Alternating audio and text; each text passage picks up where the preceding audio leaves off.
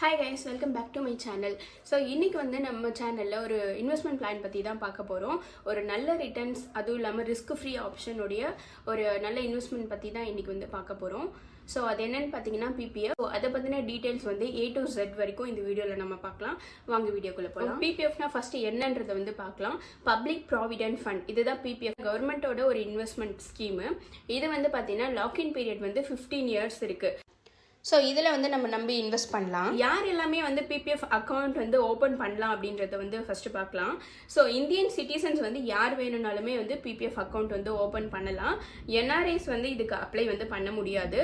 நம்ம குழந்தைங்கள் பேரில் கூட நம்ம பிபிஎஃப் அக்கௌண்ட் ஓப்பன் பண்ணலாம். பட் அந்த பேரண்ட்ஸ் தான் அதை அக்கௌண்ட்டை நம்ம பார்த்துக்கணும். பிபிஎஃப் அக்கௌண்ட் எப்படி ஓப்பன் பண்ணலான்றது ஃபர்ஸ்ட் பார்க்கலாம். ஸோ பிபிஎஃப் அக்கௌண்ட் நம்ம போஸ்ட் ஆஃபீஸில் கூட நம்ம ஓப்பன் பண்ணிக்கலாம். அதுவும் இல்லாமல் சில பேங்க் இந்த சர்வீஸ் ஆஃபர் பண்ணுறாங்க. ஸோ எஸ்பிஐ, ஐசிஐசிஐ, ஹெச்டிஎஃப்சி, இந்த மாதிரி நிறைய பேங்க்ஸ் ஆன்லைன் மூலமாகவும் பண்ணிக்கலாம். நம்ம ஆஃப்லைன்லேயும் டேரெக்டாக போய் பிரான்ச்சை நேராக போய் பார்த்துட்டுமே இந்த அக்கௌண்ட்டை ஓப்பன் பண்ணிக்கலாம். ஸோ இது என்னென்னா 15 இயர்ஸ் லாக்இன் பீரியட். இது ஒன்று மட்டும்தான் கொஞ்சம் ட்ராபேக்காக இருக்கும். ட்ராபேக்னு சொல்ல முடியாது. மேபி உங்கள் குழந்தைங்களோட படிப்பு செலவை ஒரு 15 இயர்ஸ் கழிச்சு நீங்கள் ஹையர் எஜுகேஷனுக்கோ இல்லை மேரேஜ் பிளான்காகோ எதுக்கு வேணாலுமே இதை லைக் நீங்கள் அந்த அமௌண்ட் அது இன்வெஸ்ட் பண்ணிவிட்டு அதை நீங்கள் மறந்துடலாம். லைக் அது ஒரு லாங் டேர்மாக ஒரு 10 இயர்ஸ் 15 இயர்ஸ் கழிச்சு உங்ககிட்ட ஒரு பல்க் அமௌண்ட் வரப்போ நீங்கள் அது எதுக்காக வேணாலுமே அதை யூஸ் பண்ணிக்கலாம். இந்த அக்கௌண்ட் ஓப்பன் பண்ணுறதுக்கு ஆதார் கார்டு, பேன் கார்டு, அப்புறம் உங்களுடைய அட்ரஸ் ப்ரூஃப், இந்த மாதிரியான ப்ரூஃப்ஸ் எல்லாமே நீங்கள் டாக்குமெண்ட்டாக சப்மிட் பண்ணணும். ஸோ உங்களுடைய அக்கௌண்ட்ல மினிமம் 500 rupees நீங்கள் ஒரு இயர்லி ஒரு 1 இயரில் 500 rupees உங்களுடைய அக்கௌண்ட்ல நீங்கள் மினிமம் பேலன்ஸாக மெயின்டைன் பண்ணணும். மேக்ஸிமம் பார்த்தீங்கன்னா இதில் 1.5 lakhs வரைக்குமே ஒரு வருஷத்துக்கு இந்த அக்கௌண்ட்ல இன்வெஸ்ட்மெண்ட் பண்ணலாம். ஸோ நீங்கள் இந்த அக்கௌண்ட்ல போடுற அமௌண்ட்டுக்குமே டேக்ஸ் கிடையாது. இந்த அக்கௌண்ட்ல வரக்கூடிய இன்ட்ரெஸ்ட்டுக்கும் டேக்ஸ் கிடையாது. 15 இயர்ஸ் கழிச்சு இந்த அக்கௌண்ட்ல வரக்கூடிய ரிட்டர்ன்ஸ்க்குமே டேக்ஸ் கிடையாது. ஸோ இதில் இன்வெஸ்ட் பண்ணுறதும் ரிட்டர்ன்ஸும் இன்ட்ரெஸ்ட் இது எதுக்குமே இந்த இன்வெஸ்ட்மெண்ட் பிளான்ல டேக்ஸ் கிடையாது. ஸோ இது ஒரு நல்ல பெனிஃபிட்டான விஷயம். ஸோ இதில் எப்படி நீங்கள் அமௌண்ட்டை இன்வெஸ்ட் பண்ணலான்னா வருஷத்துக்கு ஒரு டைம் அந்த மாதிரியுமே நீங்கள் உங்களோட அக்கௌண்ட்ல அமௌண்ட் போட்டுக்கலாம். இல்லைன்னா மந்த்லி நீங்கள் பே பண்ணுற மாதிரி கூட நீங்கள் இன்வெஸ்ட்மெண்ட் பண்ணிக்கலாம். ஸோ அது உங்களோட சாய்ஸ் தான். பட் ஒரு 1 இயர்ல உங்களோட அக்கௌண்ட்ல மினிமம் 500 rupees கண்டிப்பாக இருக்கணும். 1 இயர்ல நான் 500 அந்த மினிமம் பேலன்ஸே மெயின்டைன் பண்ண நான் தவறிட்டேன் அப்படின்ற சுச்சுவேஷனில் என்னன்னா ஒரு ஃபைன் போடுவாங்க, 50 rupees ஃபைன். ஸோ நீங்கள் மினிமம் பேலன்ஸ் மெயின்டைன் பண்ணுற அந்த 500 ப்ளஸ் அந்த ஃபைன் rupees 50 rupees சேர்த்து 550 நீங்கள் உங்களோட அக்கௌண்ட்டில் அந்த ஃபைன் கட்டி நீங்கள் உங்களுடைய அக்கௌண்ட்டை கண்டினியூ பண்ணிக்கலாம். ஒருவேளை நீங்கள் மிஸ் பண்ணிட்டீங்க அப்படின்னா உங்கள் அக்கௌண்ட் அங்கே க்ளோஸ் ஆகிடும். இதில் அமௌண்ட் இன்வெஸ்ட் பண்ணியிருந்தீங்கன்னா ஏடிசியில் இதை நீங்கள் கணக்கு காமிச்சு டேக்ஸ் ரெடியூஸ் பண்ணிக்கலாம்.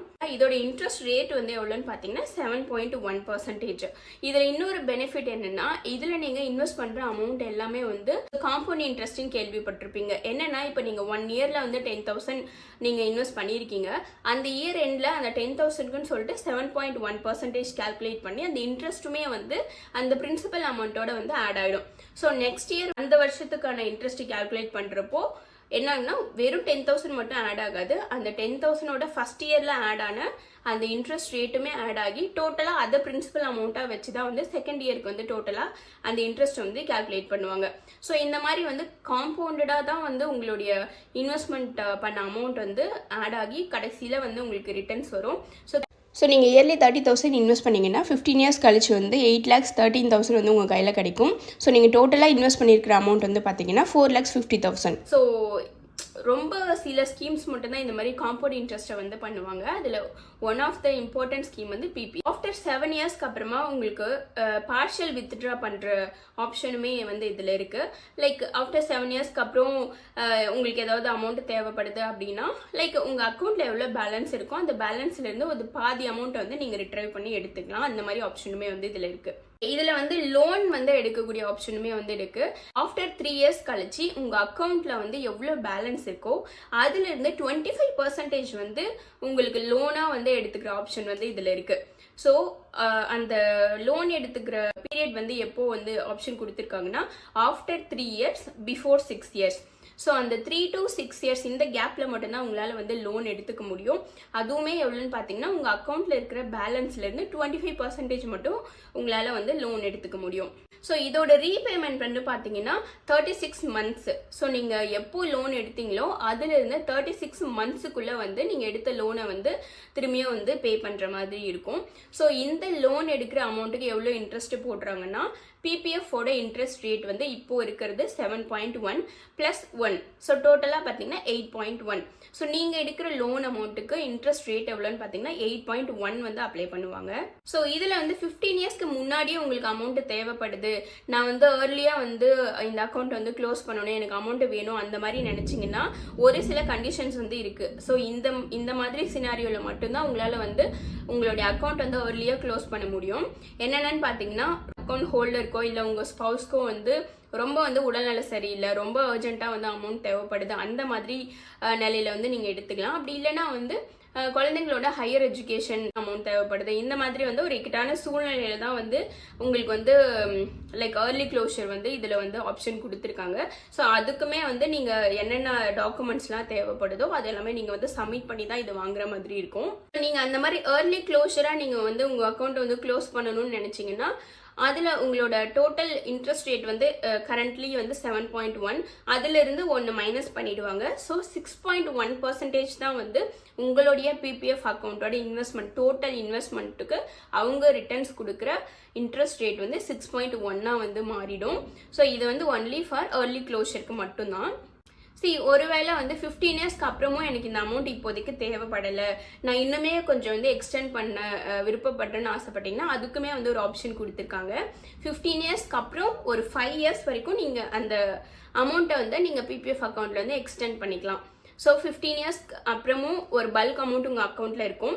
ஸோ அதுக்கு மேலேயும் ஒரு 5 இயர்ஸ் எக்ஸ்டெண்ட் பண்ணிங்கன்னா அந்த எக்ஸ்டெண்ட் பண்ணுற இதுக்குமே வந்து இன்ட்ரெஸ்ட் ரேட் வந்து ஆட் ஆகிட்டே வரும். ஸோ அதுவுமே வந்து ஃபுல்லாக வந்து 20 இயர்ஸ் முடிஞ்சதுக்கு அப்புறம் உங்களுடைய அக்கௌண்ட்டில் வந்து ஃபுல் ரிட்டர்ன்ஸாக வந்து வரும். ஸோ இதுக்குமே வந்து ஃபுல்லாக வந்து டேக்ஸ் எக்ஸம்ஷன் வந்து கண்டிப்பாக இருக்குது. ஸோ மோஸ்ட்லி வந்து இதில் பிபிஎஃப் பற்றின எல்லா டீட்டெயில்ஸுமே வந்து கவர் பண்ணியாச்சு. இதுக்கு மேலேயும் உங்களுக்கு ஏதாவது டவுட்ஸ் இருந்து அப்படின்னா கமெண்ட்டில் வந்து போடுங்க, நான் கண்டிப்பாக அதுக்கு வந்து ரிப்ளை பண்ண ட்ரை பண்ணுறேன். இந்த வீடியோ வந்து உங்களுக்கு பிடிச்சிருந்தா லைக் பண்ணுங்கள், ஷேர் பண்ணுங்கள், சப்ஸ்கிரைப் பண்ணுங்கள், உங்கள் ஃப்ரெண்ட்ஸ்க்கு யாருக்காவது தேவைப்பட்டால் லைக் ஷேர் பண்ணி விடுங்க. தேங்க்யூ.